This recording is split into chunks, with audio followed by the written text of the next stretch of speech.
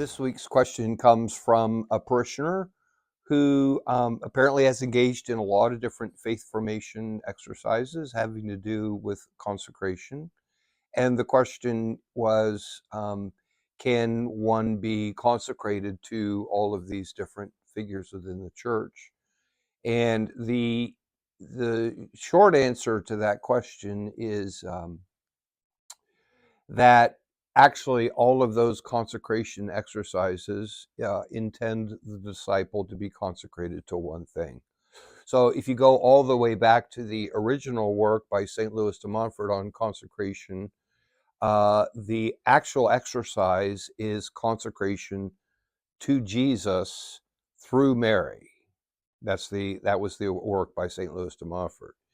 And in our time, Father Michael Gately in particular has developed a whole series of faith formation exercises on consecration to Jesus through, using a different inspiration as the basis for consecrating oneself to Jesus.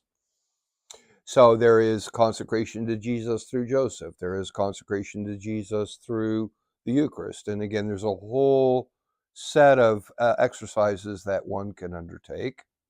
But I think the important thing to remember is that while there is a whole variety of faith formation exercises, they actually all have one goal in mind and one purpose. And there's one reason why a person would undertake that exercise.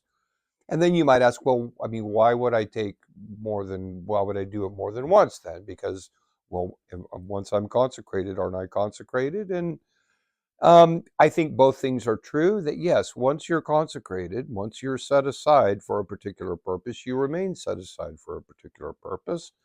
The question becomes, well, how confident are you and how inspired are you in that consecration? So the purpose of continuing the exercise, either by repeating an exercise that you've completed previously or by undertaking a new exercise, is to renew your own sense of being set aside for a particular purpose, which is what consecration is.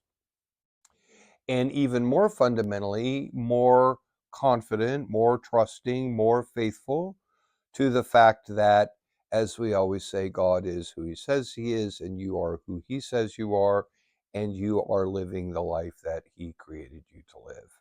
So there's never a once and done in discipleship. Every day is an exercise in deepening our confidence, deepening our faith, deepening our knowledge, deepening really every aspect of mind, heart, and soul in our awareness of Christ's presence and Christ's action in our lives, and to be continually asking the question, Lord, what is the work and the activity and the relationships in my life that you will bless?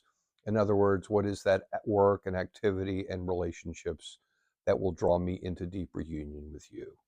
So, absolutely encourage everyone to undertake whatever exercise today, in fact, draws you into a deeper relationship with Jesus Christ, because that's why the Lord lets you wake up this morning, is in fact to do that.